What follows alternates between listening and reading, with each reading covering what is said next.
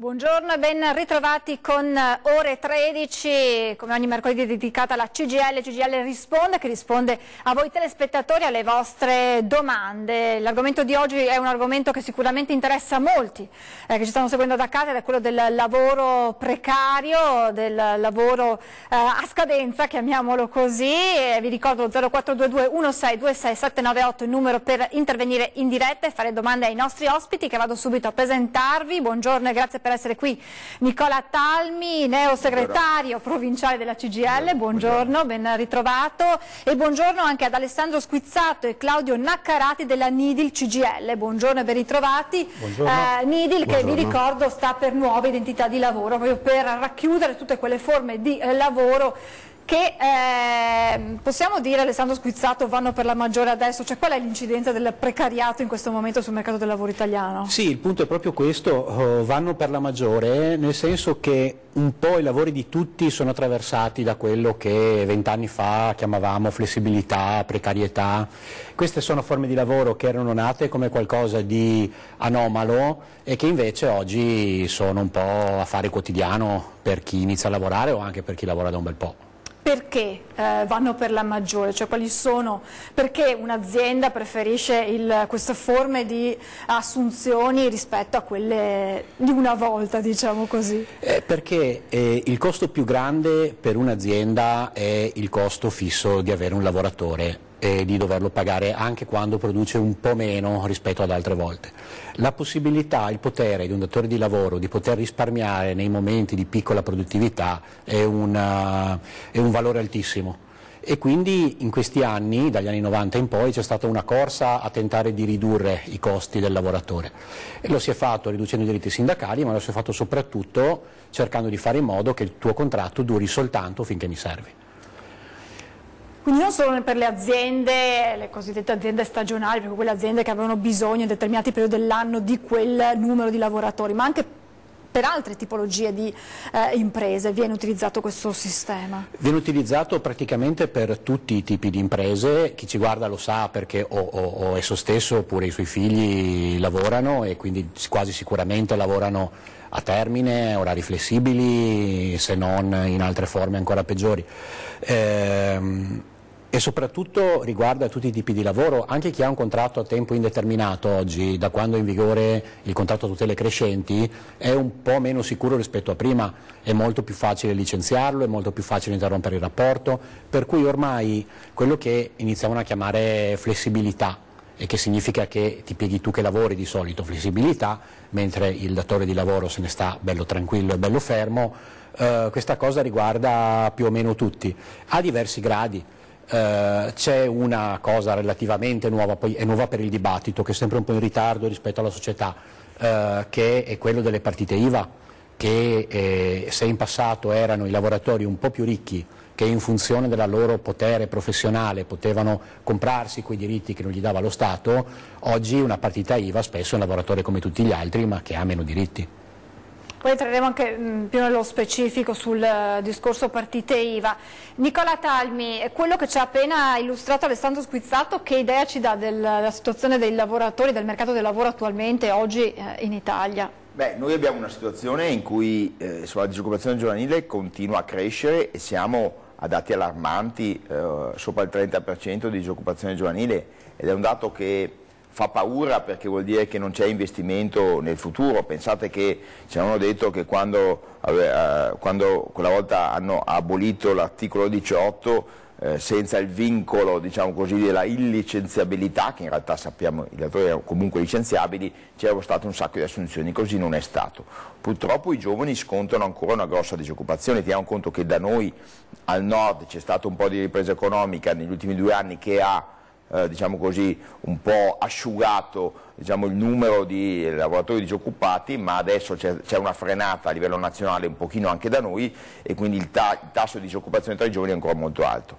Però io aggiungo una cosa alle cose che diceva Alessandro, che sono assolutamente corrette rispetto alle motivazioni per cui le aziende utilizzano il lavoro precario. Lo utilizzano anche per un altro motivo, che evidentemente un lavoratore precario è anche molto più ricattabile. Cioè, un lavoratore che sa che dopo 6 mesi scade il suo contratto è un lavoratore che magari sulle norme sulla sicurezza sta un po' meno attento, se deve fare un po' di straordinari non pagati è disponibile, magari appunto è disponibile a fare più cose, però guardate che questa cosa poi ha una conseguenza generale, che a cattivo lavoro segue anche cattiva produzione. I segnali che abbiamo dagli altri paesi europei dove c'è molta meno flessibilità che da noi e precarietà, pensiamo alla Germania dove il lavoro è molto più stabile, hai anche una capacità produttiva industriale molto più alta, perché è evidente la famosa polemica che c'è stata recentemente sui bamboccioni, perché i giovani non accetterebbero lavori o non sarebbero disponibili. In realtà il mercato del lavoro è un mercato e quindi si basa sulla domanda e l'offerta. Se tu mi offri un lavoro pessimo, di scarsa durata, con uno stipendio basso e anche con nessuna possibilità di crescita, è chiaro che io magari vado a fare il lavapiatti a Londra piuttosto che fare l'operaio, perché ogni tanto sento qualche datore di lavoro che viene a lamentarsi da me, ma non trovo più i giovani che fanno i carrellisti, no? O i magazzinieri. Allora, e trovi solo ma immigrati disponibili a farlo. Ragioniamo su un fatto: una volta le generazioni precedenti alla mia entravano in fabbrica a 18 anni, ne uscivano tra l'altro un po' prima che attualmente, e stavano tutta la vita in quella loro fabbrica e con uno stipendio da un operaio campava una famiglia, molto spesso si metteva su una casa e riusciva anche a mandare i figli a studiare. Attualmente una coppia di giovani lavoratori dipendenti che si mette insieme non è capace di arrivare a fine mese altro che comprarsi la casa se non ci sono i genitori che aiutano. Cioè il lavoro non è più l'elemento attraverso il quale tu realizzi la tua vita. È un lavoro spesso povero, che non ti basta arrivare a fine mese e che non vede le prospettive di crescita. Cioè entro l'operaio e magari alla fine guadagnerò bene e diventerò capo reparto. Non c'è questa ascesa sociale che mai ti fa fare qualche sacrificio, quindi i giovani spesso rifiutano lavori mal pagati e precari per questo motivo. Ecco, noi abbiamo un mercato del lavoro molto asfittico e che ai giovani propone veramente poco, pensavo anche che abbiamo giovani anche molto preparati e quant'altro. Quindi la preoccupazione qual è? Che questo tipo di lavoro per i giovani ci parla di un sistema produttivo che non si basa sulla qualità, sull'innovazione e quant'altro, ma si basa purtroppo solo sempre sul risparmio del costo del lavoro, sui diritti, e quindi andiamo a fare concorrenza alla Turchia o al Marocco piuttosto che alla Germania, che dovrebbe essere il nostro concorrente naturale. Le imprese dovrebbero avere il coraggio di investire di più nei giovani e nel lavoro, perché è lì che diventiamo competitivi a livello internazionale, non nel dumping e nella corsa al ribasso. E anche la politica molto spesso pensa di fare piccoli interventi spot per appunto togliere diritti o abbassare i salari, e questo poi ingenera appunto un sistema produttivo più povero, ma anche una società più povera, perché una persona che lavora e non è in grado di mantenersi adeguatamente è una persona che non consuma e che frena l'economia.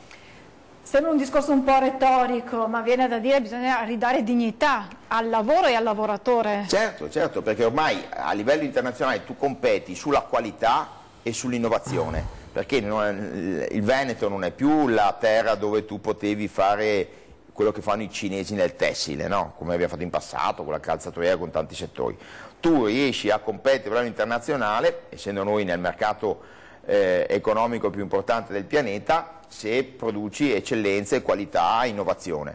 E noi abbiamo troppe imprese che invece pensano ancora di poter competere appunto sul costo del lavoro. Se invece cominciassimo a ragionare di sostenere le aziende che invece fanno appunto buona qualità e buoni investimenti, e possono farlo solo se i dipendenti che assumono sono persone che vengono riconosciute dopo un periodo di formazione per quello che fanno.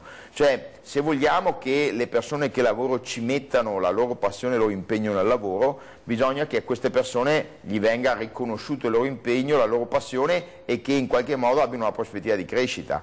E con la concorrenza a ribasso si fa sempre solo a ribasso. Questo è il limite forte del nostro sistema imprenditoriale, che è stato un grande sistema imprenditoriale, lo è ancora, per carità, che però deve capire che bisogna investire in tecnologia e in qualità. Abbiamo una telefonata, pronto, buongiorno. Salve, buongiorno. Niente, forse non sono nel tema, però io non sono un giovane e sento che ci sono molti giovani in difficoltà. Però io ho 50 anni e è dal 2009 che cerco lavoro e non sono capace di trovare lavoro, cioè sono molto in difficoltà. Se ho difficoltà io non so, non so come spiegare. La ringrazio, grazie per questa telefonata che dà proprio spunto per un ulteriore passo in avanti, però prima ci fermiamo per qualche minuto di pubblicità, tra pochissimo.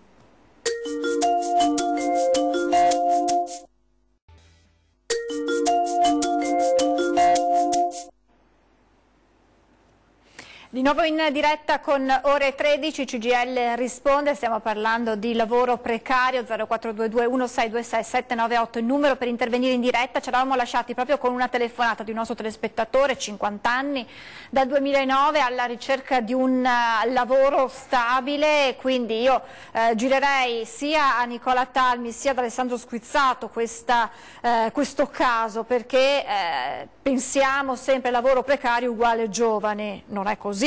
No, non è così, infatti è una puntualizzazione che dovremmo iniziare a fare sempre quando parliamo di questo tema, perché non riguarda più solo i giovani. Poi scherzavamo prima in pausa, ma c'è un po' una tendenza di dire che sono tutti giovani oggi, ma più che altro perché così ti possono rispondere dai sei giovane hai tempo, mentre sarebbe ora di ricominciare ad essere adulti a una certa età ed essere pagati e ad avere un lavoro il giusto. Il signore pone un problema che è di tanti oltre a lui. Nidil ha anche un servizio di orientamento al lavoro che fa formazione, che fa scrittura curriculum, che cerca un po' di entrare nelle questioni dei disoccupati, e la maggior parte delle persone che incrociano i nostri sportelli sono effettivamente nella fascia dei 50 anni, perché è vero che oggi un giovane ha pessime offerte di lavoro, almeno ha offerte di lavoro. Un lavoratore cinquantenne si sente dire tanti no anche per lavori di scarsa qualità e di scarsa retribuzione, perché c'è tanta richiesta, c'è tanta voglia di lavorare tra i giovani e non è che ci sia poca fila, diciamo, fuori dalle aziende per lavorare, e quindi scelgono. È un problema, dovremmo iniziare a affrontare seriamente il problema, non con, appunto, come diceva Nicola, soluzioni spot, piccole elemosine, piccole somme da dare per ammortizzare, magari iniziare a investire sulla riqualificazione, sulla formazione dei lavoratori. Una persona magari che ha poche skill, che ha poche abilità per posizionarsi sul mondo del lavoro oggi, a 50 anni, magari con un po' di formazione riesce ad essere posizionato un po' meglio e a trovare qualche soluzione. Nicola Talmi, non è facile per un cinquantenne, un giovane può dire no, questo lavoro non mi va, un cinquantenne con famiglia, immaginiamo. Un giovane può appunto decidere di andare appunto a fare il lavapiatti a Londra, una persona di 50 anni con una famiglia no. Quindi i percorsi individualizzati nei confronti delle persone che hanno un'altra età devono essere fatti apposta per fare un bilancio delle competenze che queste persone hanno, quindi delle cose che sanno fare anche al di là dei titoli di studio, perché molto spesso le competenze sono anche informali, e fare dei percorsi di formazione individualizzati. Su questo devo dire, noi come Regione Veneto abbiamo anche dei finanziamenti appositi, abbiamo Veneto Lavoro, abbiamo insomma degli investimenti che lavorano molto su questo, e bisogna fare dei percorsi individuali, professionalizzanti per le persone per ritrovare un'occupazione. Perché?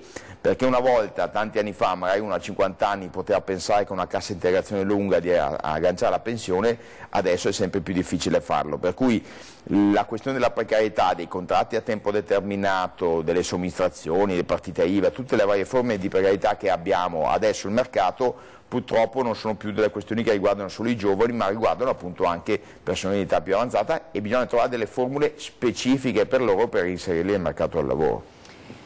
Il governo in tal senso è intervenuto con il decreto dignità che Claudio Naccarati in che modo ha rivisto tutto questo enorme mondo. La faccio rispondere però dopo la telefonata che abbiamo in linea. Pronto? Buongiorno. Buongiorno a lei conduttrice e ai suoi ospiti. Io volevo provocare a Talmi e gli altri suoi due ospiti della CGIL. Voi parlate sempre di lavoro, di produrre, di lavoro precario e quant'altro, ma io vi rispondo da semplice cittadina veneta. Cosa resta a noi semplici cittadini veneti in tasca, al di là di produrre, inquinare e magari riempire i grandi fabbriconi vuoti, magari con l'Eternit a soffitto, pieni di rifiuti speciali o tossici delle fabbriche, a cosa serve tutto questo lavorare e produrre? Perché guardate che di Veneto ne abbiamo uno solo, mi viene da ridere nel sentire il grande salone del mobile a Milano. Guardate che noi da schiavi di Roma stiamo diventando anche servi di Milano. Se mi date risposta, grazie. Buongiorno, grazie. Devo dire che la signora pone una questione vera. Ad esempio, quando io ho parlato di spostare la produzione dalla corsa verso il ribasso alla qualità e l'innovazione e la tecnologia, parlavo proprio di questo. È evidente che dobbiamo anche renderci conto di cosa produrre e come produrre. Faccio però una piccola provocazione. È vero questa cosa dei capannoni e quant'altro, siccome ho sentito che la signora ci tiene particolarmente al Veneto, come ci tengo io, noi veneti dovremmo anche fare un ragionamento però sul fatto che negli anni del boom economico, negli anni 60-70, diciamo così, andava bene per tutti e quindi c'era uno sviluppo senza regole. Dietro a ogni comune c'era una piccola zona artigianale, poi abbandonate, come diceva la signora, perché noi veneti, diciamo così, che siamo grandi lavoratori, siamo persone senz'altro molto solidali, siamo una regione con una grande tradizione, una grande cultura, abbiamo come, diciamo così, tendenza il fatto che le regole ci stanno un po' strette e che quindi quando c'è lo sviluppo tutti a correre. Lo faccio sugli anni 60-70, ma adesso sulla questione della monocultura del prosecco siamo lì. Siccome adesso col prosecco si fanno soldi, piantano i filari anche ai bordi della strada. Quindi il suo problema, la questione che pone lei è assolutamente vera, però è una domanda che dobbiamo porci anche noi come veneti, che tipo di sviluppo vogliamo, anche perché appunto sia compatibile dal punto di vista sia sociale che ecologico. Grazie a Nicola Talmi. Ritorniamo al decreto dignità, come ha in qualche modo regolamentato questo mondo del lavoro precario, del precariato. Claudio Naccarati. Sì, il decreto dignità che entra a piene mani, in vigore sostanzialmente da novembre dell'anno scorso, riesce a diciamo, reintrodurre le causali, cioè i motivi scritti nero su bianco per assumere un lavoratore a tempo determinato, cosa che prima dal governo Renzi non era più stato utilizzato come sistema. Quindi si limitano teoricamente gli abusi su contratti a termine, cioè adesso se io sono un imprenditore e voglio assumere una persona per più di un anno a termine, devo scrivere il perché deve derivare da aumenti delle commesse, da sostituzioni, non so, di malattie, infortuni, maternità e quant'altro. Non lo posso fare, diciamo, a caso, non posso più ripercorrere quella strada della precarietà per cui fino a qualche mese fa io ripetevo contratti a causali. Che cos'è che ne deriva da questo? Che oggigiorno potrebbe essere che io ti faccio un contratto di un anno e scaduto quell'anno, visto che non ho l'obbligo al di sotto dei 12 mesi di scrivere una causale, ti vado a sostituire con un altro lavoratore per non poterti stabilizzare se non avessi un motivo diciamo esterno, non dipendente dalla mia attività ordinaria, e questo è un grosso problema.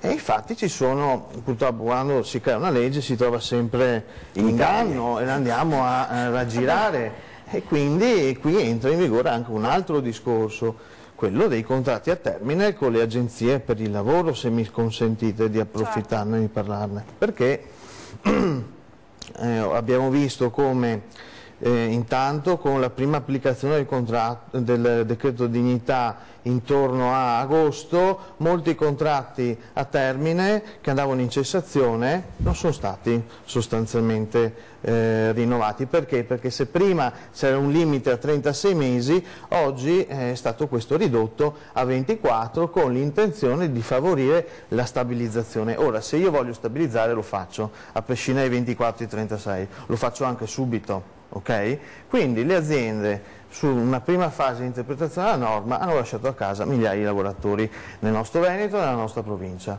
Il ricorso poi a contratti a tempo indeterminato con le agenzie, che comunque sono più tutelanti rispetto ai tempi determinati, è diventata una delle forme insomma un pochino più diffuse.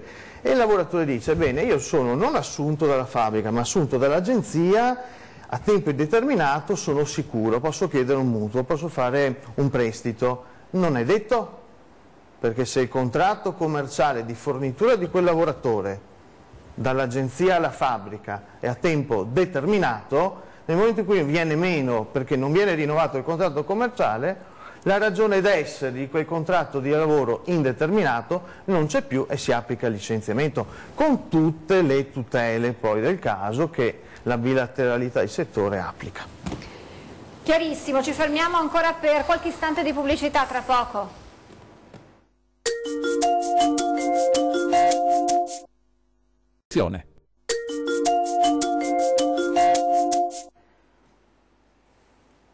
Siamo tornati in diretta con Ore 13, CGIL risponde sul tema del precariato. Abbiamo una telefonata in linea, pronto? Buongiorno.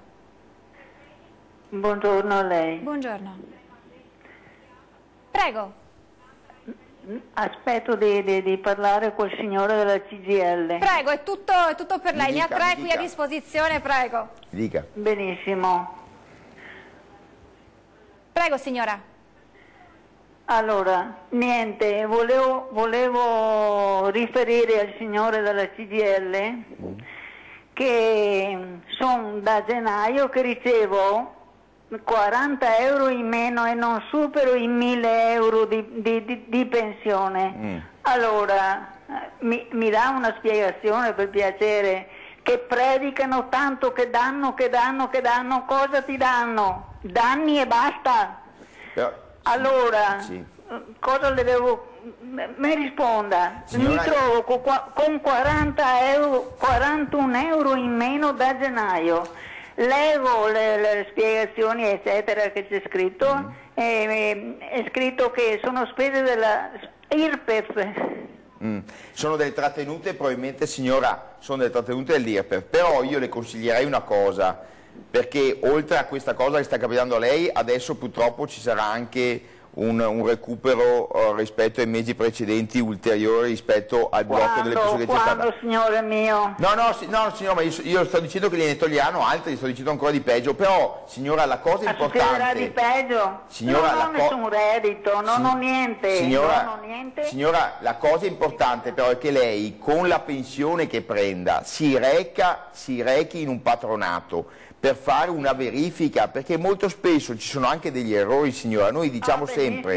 Benissimo, e dove vado io? Non ho macchina, non ho mezzi, non ho niente. Dove abita, signora? Dove abita lei? A San Biagio. Prende l'autobus e viene in CGIL a Treviso, e trova l'ufficio del patronato dei pensionati, viene con la sua pensione, si prende una mezza giornata, adesso bel tempo, prende l'autobus, viene lì, con il suo libretto, e noi controlliamo tutto, perché molto spesso ci sono anche degli errori, signora, o ad esempio potrebbe essere che lei non ha delle agevolazioni che potrebbe avere, per cui facciamo sempre la verifica, signora. Sì, ho capito, io la ringrazio, però a 85 anni dove voglio... certo, che vado, signora, giro, ma avrà qualcuno che l'accompagna? Sì. Venga, signora, venga che facciamo un controllo. Solo tempo perso e basta, non siamo più seguiti, non siamo più gestiti da persone competenti. Però, signora, siccome sono soldi suoi, se li ha persi, sarebbe importante verificare il perché. Per questo dico, non è tempo perso venire a fare un controllo alla pensione, non è mai tempo perso, signora. Va bene. Grazie signora, grazie. Una telefonata che esula un po', però che sta a significare lo stato d'animo di molti, non è un caso isolato. Però lei pensi a una persona che ha 85 anni, che magari è da sola e non capisce, giustamente, non lo capirei neanche io, non perché ha 85 anni, un estratto conto pensionistico o quant'altro. Effettivamente guardate che c'è veramente un problema di anche abbandono in certi settori della nostra società. Devo dire che io sono convinto che c'era senz'altro il comune, qualche assistente sociale, ma noi lo diciamo sempre, questo vale per i lavoratori con le loro buste paga, ma anche per i pensionati, che voi sapete che là il sindacato e il patronato è aperto a tutti, iscritti e non iscritti, per cui venire a fare una domanda, farsi controllare una busta paga, noi lo facciamo sempre avere gli sportelli aperti per i pensionati date più col patronato Inca, perché molto spesso sono anche degli errori, sono delle mancate detrazioni e quant'altro, quindi è importante che si rechino a verificare la cosa quanto prima. Torniamo, Claudio Naccarati, al nostro decreto dignità. C'è un tetto massimo di rinnovo del contratto a tempo determinato laddove ci siano i motivi per cui l'azienda può richiedere questo tipo di prestazione? Sì, noi possiamo, diciamo, un imprenditore può continuare a fare contratti a tempo determinato con quel lavoratore, quindi rinnovandoli fino a 24 mensilità sostanzialmente. Poi per il numero di rinnovi non c'è un numero certo, teoricamente potrei farlo anche ogni santo mese, potrei dire, però ci deve sempre essere una motivazione plausibile, e se facessi dei contratti rinnovati di mese in mese sarebbe un po' complesso, anche perché ci sarebbero dei tempi di attesa dai 10 ai 20 giorni inseriti dalla norma, quindi non è così semplice. Possiamo però avere all'interno di ogni singolo contratto dei rinnovi. Questi rinnovi possono essere non più di 4 fondamentalmente. Cosa vuol dire rinnovare? Spostare in avanti il termine di quel contratto a termine, appunto. Nella somministrazione, quindi nei contratti con le agenzie per il lavoro, questo numero di proroghe del contratto sono estese al numero 6 e al numero 5, quindi c'è una in più, non cambia niente sostanzialmente, ecco. Viene posto anche un limite di numeri di contratti a tempo determinato che un'azienda può avere all'interno della sua produttività, insomma, del suo Sì, esistono comparto. delle percentuali che sono state introdotte, quindi si va a vedere quell'azienda quanti dipendenti ha a tempo indeterminato nell'anno e non si può superare il 20%, quindi c'è un limite che non può essere diciamo superato, comprensivo anche di eventuali lavoratori assunti con agenzia per il lavoro, perché si va a accumularli, ecco. Anche se non sono assunti a quell'azienda si entra a fare il calcolo, insomma, delle percentuali pure per loro. E in tutto questo panorama, quando si è iniziato a parlare di decreto dignità, c'era la questione legata ai voucher, ai famosi voucher che tanto avevano fatto discutere. Ne parliamo prima, però abbiamo una telefonata. Pronto? Buongiorno. Buongiorno. Prego. Allora, ho sentito la signora che le hanno tolto 40 euro sulla pensione. A me ne hanno tolto 900. 100 al mese si sono trattenuti su una pensione di 1.100 euro. Per cosa? Senza una spiegazione, senza dire il perché, senza dire niente. Ce l'hanno tolta già con la 13ª di dicembre e adesso non so cosa mi daranno, già non mi hanno più dato quella pensione perché l'ultima pensione era di 1.038. Non si capisce il perché, e invece che andare avanti siamo dietro, andare indietro, perché manda una lettera, manda un scritto, dici perché. Allora io ho chiesto a un sindacato e mi ha detto probabilmente perché è morto suo marito, perché la pensione è così, perché ho la rivestibilità, sì. E non avendo pagato tutte le tasse, diciamo, della pensione del mio marito, adesso me le tolgono perché non hanno potuto, avendo la reversibilità, di prenderle quando lui era in vita. Quindi signora è una questione di tasse più che di pensione in realtà? Ma non no, cioè questo mi ha detto il sindacato, No. Signora, ma come si fa? No, ma certo signora, nei casi specifici bisogna sempre andare a vedere come stanno le cose. Lei ha fatto una cosa positiva che è andata a verificare da un patronato, da un sindacato, per vedere la motivazione. È chiaro che per le pensioni vale lo stesso principio che per il lavoratore dipendente, cioè se io lavoratore dipendente e le tasse mi vengono trattenute alla fonte, se io ho più tasse da pagare prendo meno di stipendio, se io ho pagato troppe tasse ho un credito di stipendio e quindi un mese prendo uno stipendio più alto. Lo stesso vale per le pensioni, quindi se io non ho fatto la dichiarazione di redditi o ho avuto delle entrate diverse, quindi mi è cambiata la tassazione, me li trattengono sulla pensione e quindi la mia pensione si abbassa. Se invece io avanzo soldi la mia pensione si alza, quindi nel caso specifico che non conosco è evidentemente una questione di tasse. L'importante è verificare che tutto sia stato fatto correttamente e poi capire per quanto tempo questi soldi le vengono trattenuti, perché uno può avere anche dei problemi, insomma, ecco. Allora, scusa. Sì, prego. Me le hanno trattenute senza l'avvertimento, perché la lettera è già arrivata dopo, il quale dicevano che per 3 mesi, che sarebbe stato dicembre, gennaio e febbraio, 300 euro al mese, che sono tanti per me, perché io vivo da sola, e ho questa pensione, no, altre introiti. Certo. No. E adesso è già passato dicembre, gennaio e febbraio, però non è più ritornata la pensione di prima. Ecco, allora questo vuol dire che c'è qualcosa che non va, perché se nella lettera le hanno detto che le trattenute erano 3 e siamo alla 4ª pensione, allora io le consiglierei di recarsi subito in un patronato per verificare. L'altra cosa che lei ha detto è da voi perché sono scomoda, perché non si trova mai da parcheggiare, però a questo punto bisognerà che faccia un salto. Le consiglio una cosa: se viene da noi, non lo dica in giro, ma può parcheggiare dal prete di fronte, perché tra la CGIL e il prete abbiamo un accordo. Però signora, guardi, tra di voi, però, questa cosa. Però signora, la cosa che invece ha detto lei che è sbagliata è che l'INPS dovrebbe comunicare per tempo queste cose, perché se io so che ho una trattenuta di questo genere sulle pensioni vorrei saperlo prima, non dopo. Su questo ha assolutamente ragione ad arrabbiarsi. Accompagnare con una lettera che dicono qualcosa. Uno sa sì, ha ragione signora. Sì. Grazie signora, in bocca al lupo. Naturalmente, se segue il consiglio di Nicola Talmi, si rivolga di nuovo ad un patronato per avere rassicurazioni sulle prossime pensioni che arriveranno. Avevo introdotto il discorso voucher, continuano ad esistere, è comunque una soluzione ancora attuabile?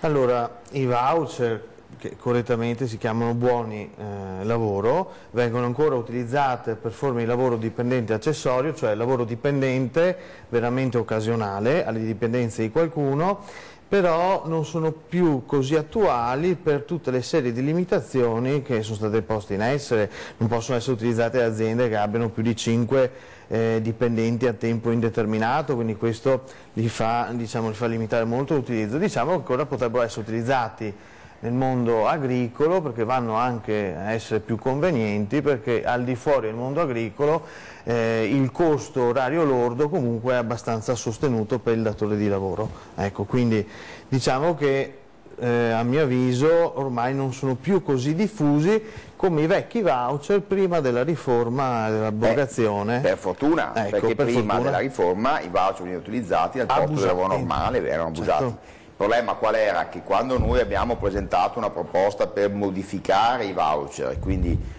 chiedevamo di ridurli alla loro reale utilizzabilità, cioè la babysitter, la donna di servizio occasionale, chi viene a fare i lavori in casa per il giardino, cose di questo genere. In realtà ormai viene utilizzata perfino per gli operai magazzinieri con quel sistema delle ricevute, peraltro molto spesso diventavano la copertura del lavoro nero. Adesso però il modello individuato è abbastanza macchinoso, perché praticamente io devo aprire una posizione presso l'INPS, versare i soldi in quel cassetto e il lavoratore, che anche lui deve essere aperto presso l'INPS con un codice, deve prelevarli da lì.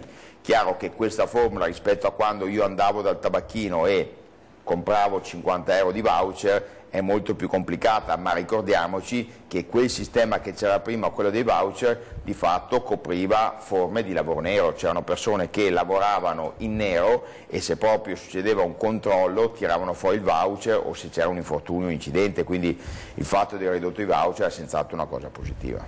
Abbiamo un altro telespettatore in linea, telespettatrice, pronto, buongiorno. Sì, buongiorno. Buongiorno. Franco, io la sto chiamando da Belluno e ritengo che la trasmissione è interessante e chiedo scusa se posso essere un poco contraddittorio, però ho 39 anni di contributi e sono un precoce. Grazie a Dio mio papà mi pagava la contribuzione quando ancora studiavo. quindi non ho una vista lunga alla pensione, ma la mia carriera è andata come tanti, è partita benissimo, posizioni alte e importanti, e poi verso il declino verso gli ultimi anni. Ora io sono appena tornato da lavoro all'estero, dove fra parentesi non c'è secondo me ancora una buona assistenza, e sto parlando di paesi extra CE, anche importanti, tipo Brasile, dove abbiamo il più grande numero di italiani, 31 milioni di naturalizzati, ma nonostante tutto sono quei paesi che hanno convenzioni con l'INPS, ma per quanto riguarda diritti e tutte queste cose qua siamo molto molto lontani, anche perché so di cosa sto parlando, non sono nato ieri e conosco il lavoro all'estero. Allora, in sintesi, io concludo. Appena rientrato mi viene fatta una proposta a Venezia in un contratto a chiamata, un lavoro anche direi abbastanza dignitoso, importante, segretario, eccetera, con lingue. Allora, morale della favola, io mi trovo a 39 anni di contributi, una carriera anche importante se voglio, e quindi lavori, ho la documentazione doppia per lavorare sia all'estero che in Italia, ho lavorato molto di qua e di là, e mi trovo a dover accettare un lavoro a chiamata che vorrei chiedere ai signori sindacati di cosa si sta parlando, perché io non conosco effettivamente, non ho mai lavorato con questo contratto a chiamata.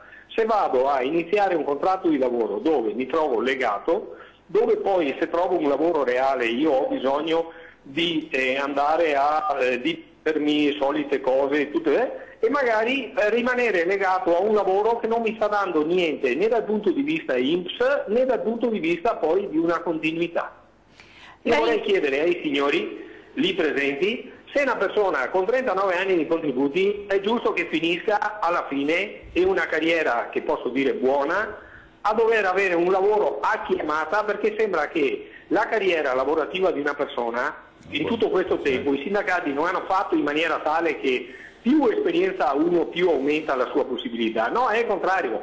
Quando va verso il declino, che manca poco alla pensione, si sa di chi può, per avere ancora una possibilità di continuare a lavorare, perché le aziende ti mandano via o cercano tutte le soluzioni per assumere quelli che costano meno, che sono giovani, e tutti gli escamotage che in Italia non ci dobbiamo far insegnare da nessuno, perché penso che come sa Canagem, si dice in Brasile, come gli italiani non ce ne sono altri al mondo, ok? Però la persona che ha acquisito esperienze e carriera alla fine si trova a fare cosa? A trovarsi gli ultimi anni della propria vita, non dico a mendicare il lavoro, ma a prendere le posizioni peggiori con 80.000 corsi in tasca, con facoltà e tutto quello che ne precisa.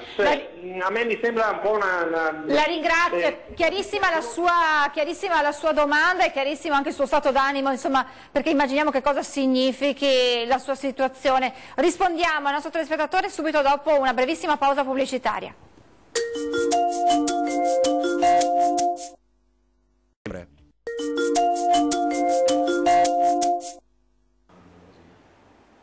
Rieccoci in diretta con Ore 13 CGIL risponde. Ci siamo lasciati con un nostro telespettatore che diceva 39 anni di contributi, ho ricoperto nella mia carriera ruoli importanti, ho avuto una carriera prestigiosa, anche un periodo all'estero in Brasile, adesso mi trovo a dovermi adattare ad un lavoro a chiamata, e chiedeva che cosa significa lavoro a chiamata? Allora, prima di tutto un paio di informazioni che possono essere utili anche allo spettatore. Il contratto a chiamata è a tutti gli effetti un contratto di lavoro subordinato da dipendente, fa riferimento al contratto collettivo del suo settore, per cui se è abituato un po' a guardare le carte, cercare, può ritrovare quello che lo riguarda all'interno di quel contratto. Di stare attenti, ce n'è di due tipi. C'è un contratto a chiamata in cui si ha una indennità di disponibilità, chiamiamola in questo modo, cioè lui sa che in determinati giorni della settimana potrebbe essere chiamato a lavorare, deve tenersi libero, però quando non viene chiamato viene comunque pagato in qualche modo, oppure un contratto in cui viene pagato soltanto quando viene chiamato. In ogni caso ha ragione nel suo, diciamo, sentimento di indignazione, perché è una forma di lavoro che soprattutto a fine carriera, per qualcuno che deve finire gli ultimi anni di contribuzione, non è dignitoso. Torniamo alla riflessione che facevamo a inizio trasmissione. Il problema è che noi abbiamo un tessuto produttivo che, fatte salve le eccezioni virtuose che ci sono sempre, è un po' straccione nel costruirsi e nell'investire su se stesso. Ci si cerca tanto di ridurre i costi del lavoro e poco nell'investire sulla qualità. Che qualità si può avere soprattutto con un lavoro di rapporti col pubblico, di relazioni, di servizio? Se un lavoratore è pagato poco, è pagato male, è scontento, rispetto a un lavoro in cui il lavoratore viene fatto crescere, viene un po' coccolato dalla sua azienda e quindi riesce a riproporre questa cosa anche col cliente e col servizio che dà alla società. Tutte queste forme un po' strane di impiego ormai stanno proliferando. Parlavamo prima di voucher. I voucher infatti da quando sono diventati un po' più difficili da usare sono crollati, ma non è che è sparita quella irregolarità nelle assunzioni, si è trasferita negli stage.